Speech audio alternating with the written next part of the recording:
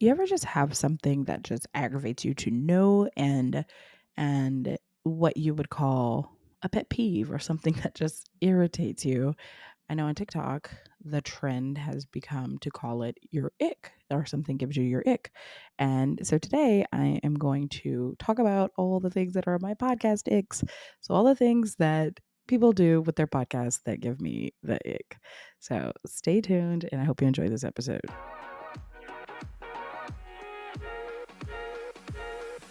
What's up? I'm Angie, and you are listening to Podcast That Pays, the podcast for online business owners who want to grow their business and sell their offers using podcasting. If you like no fluff, tell it like it is advice from a marketing-loving podcast agency owner, you are in the right place. So glad you're here.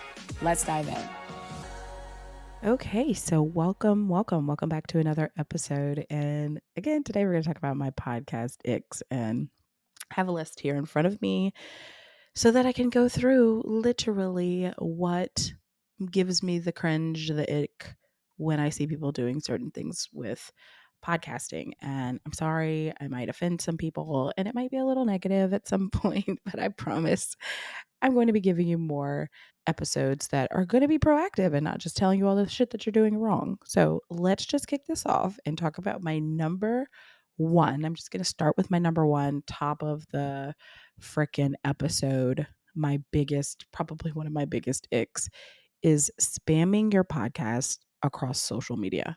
Spamming your podcast link across social media drives me absolutely crazy. So I will have people who come into my group, Launch, Grow, Explode Your Podcast, and they spam their podcast link. Now, I have nothing against you sharing your podcast. As a matter of fact, I also want to say kudos to you if at least you're taking the time to even share your podcast and that you're trying. Okay. So if you're trying and you are a spam offender, it's okay. I want to tell you that at least you are trying, and we live and we learn, right?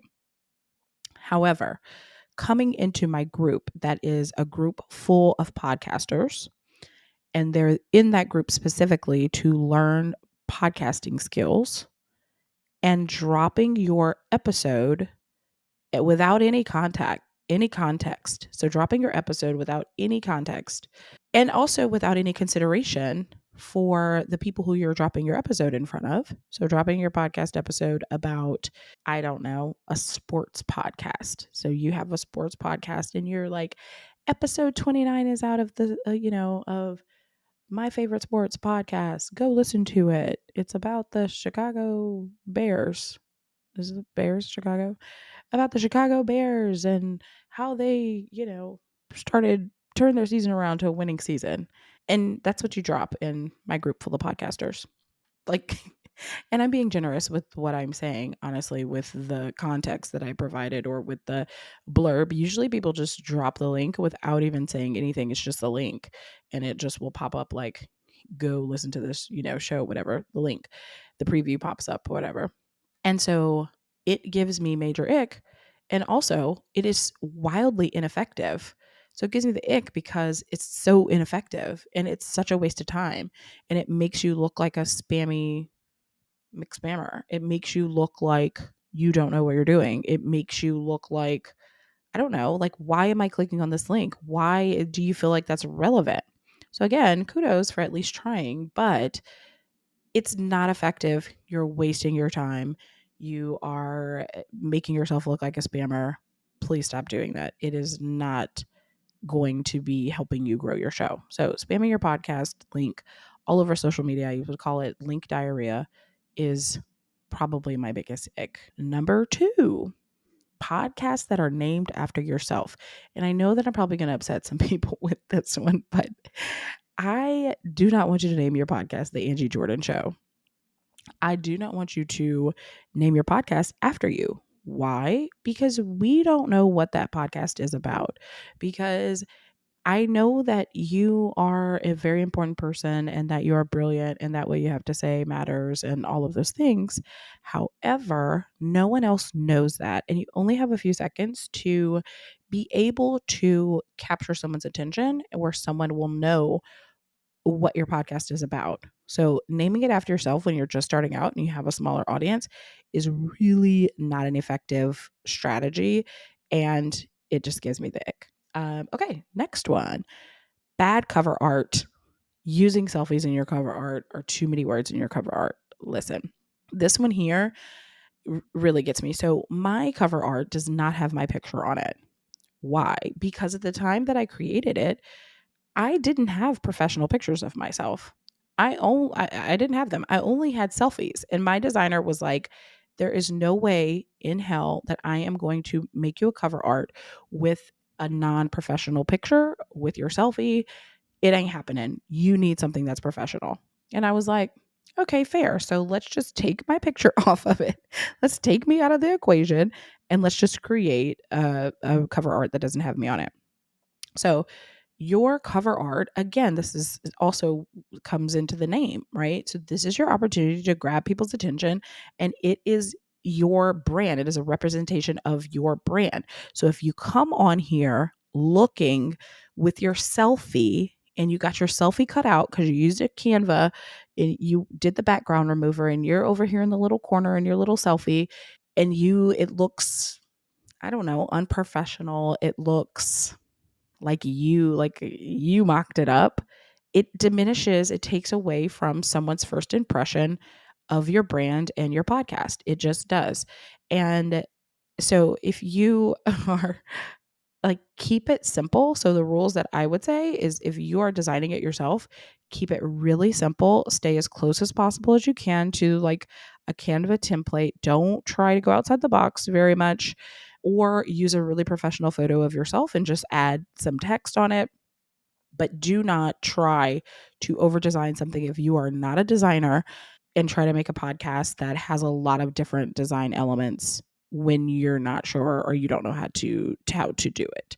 So that is one of my icks. And then another part to the cover photo is when you and some of y'all gonna know what I'm talking about, and some of you might be guilty of this, but when there's so many words on the podcast cover art, it starts to look like a flyer for a party. Like you're a party promoter and here's all the things on here. So it's like, here's the party by Angie Jordan. And then bring BYOB. And over here is the address in the corner. Like it's just too much writing and too much attention on too many different things, right? So go for simplicity and stop trying to be overly creative or over design your cover art with lots of words. That it definitely gives me the ick, and it gives me not professionally done. Not someone who knows about podcasts and doing podcast cover art. That's not like anyone who knows how to do it will not do it that way. So my best advice would be to just splurge and hire someone to do your cover art for you whenever you're ready to do that. You can pay a couple $100 maybe. I know that I've paid before like $100 for graphics for my cover art. This was a long time ago, but I would either keep it really simple or invest. Hey, if you're listening to this and you're thinking to yourself, I really need to up my podcasting game, or you want to start utilizing your show more for your business to get more leads and sell more offers, then I want you to come over to podcastthatpays.com and check out the Podcast Collab Lab. That's podcastthatpays.com and check out what we're doing over there. I would love you to join us. Okay, back to the show. Okay, another ick that I have about podcasts is, and you probably have, if you've been in my world, you've heard this one from me before, but is having random guests on your show for no goddamn reason. So having random guests meaning, oh, I just want to bring Angie on my show because she's funny and let's just talk about it and, yada, yada, yada. There is nothing that will diminish your conversion rate faster than having random guests and having random conversations on your podcast that are not intentionally driving business to you, or not being intentional at all around how that is helping your audience to connect the dots in what you do. So for instance, I always tell people the best guests to have are clients So have your clients on, talk about their stories, talk about what they did, talk about your work together. And then the next best guest is to have experts on who don't do exactly what you do, but can support what it is that you do. So if I'm sitting here and I'm a, health coach and I'm telling you how important sleep is, and I can have a guest on, an expert that's like actually goes deeper, who's a sleep expert and who's like, okay, here's actually what's happening when you sleep. And here's even more information on how that affects your health and you getting healthy.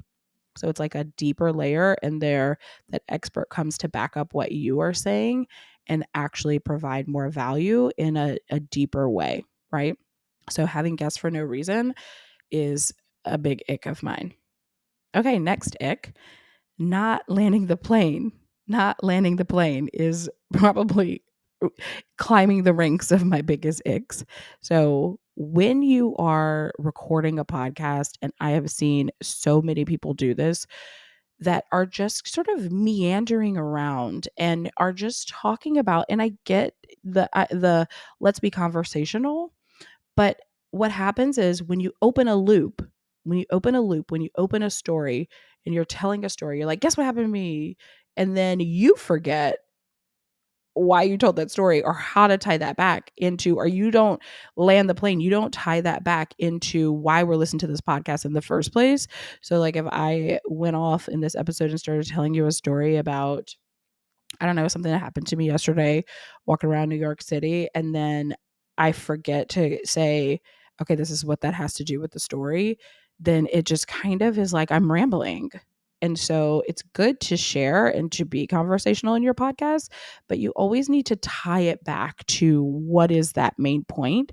So you always need to sort of land the plane and wrap up this idea. So if I'm telling you a story to help wrap this idea up, I need to go ahead and wrap up the idea. So one of my biggest icks is leaving it open and not making your point, not completing your point. Big ick of mine. And so if that is something that you know that you do, maybe you need to write more notes. Maybe you need to um, write you some bullet points, make sure that you're using stories strategically. And so you understand like what you're doing in your story and what the point is, or in advance. So if you're just on the fly and that's what you're doing, maybe you need to start writing some notes, okay? So that you can avoid this ick.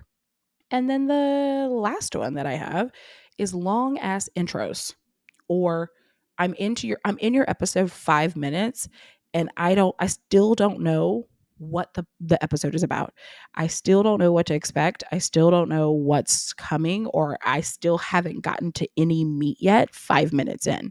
So please keep your intro short.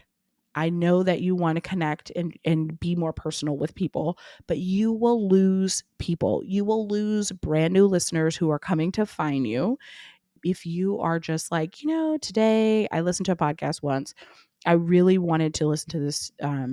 The guest on the podcast was a friend of mine, and her episode, I wanted to, the topic was interesting, and I really wanted to listen to that topic. And she was on someone, I don't even remember what podcast it is now, but I really wanted to listen to it. So I go over to it and I literally start listening, and homegirl was talking about, she was like, okay, so today it's a Monday and I'm looking out of the window right now and the snow is falling, and and it was 5 minutes because I kept pressing the fast forward button to see when we were going to get to the episode. We hadn't even gotten to the interview part until 5 minutes in, because first we had to do this long ass intro. Then she had to tell us about, what she's been doing in her life and how she's looking out the window and what she's doing on the random Monday. I wanted to really listen to the episode, but because it's an ick of mine, I couldn't do it because it's an ick of mine. I could not on principle do it. And I tried to stay, but I was just so turned off by it that I couldn't listen to it. So that is also one of my icks. And then I'll share another little baby ick, and then I will wrap this up. But one little baby ick that I have is only sharing your podcast on social media using audiograms. Baby ick. And only because it's ineffective. It's just ineffective. It's cute. It looks pretty. But it's really ineffective. And you kind of get penalized for posting this because it's the algorithm reads it as like a video, right? And so like you don't get a lot of algorithm juice. That's what I'm going to call it. When you do that, and so you're not really getting a big response from it anyway. And I would challenge you, and I would ask, if you're one that posts audiograms and you're offended by this, I would just ask you, how much engagement are you getting on your audiograms? What are people doing from your audiograms? Is it driving traffic to your show? I would love to see those numbers. So I would love to be proven wrong about them. So feel free to come and prove me wrong about them anytime you want. So those are my icks. Hope I didn't offend you too much. Hope you enjoyed it. And I will see you in the next episode. Hey, if you enjoyed the show, head over to podcastthatpays.com to get started on your way to creating a podcast that pays. And don't forget to follow this show and take a screenshot that you were listening and tag me on Instagram at Angie M. Jordan. I'd love to meet you and show you some love over there. Thank you so much for being here. I love you. Let's get this money.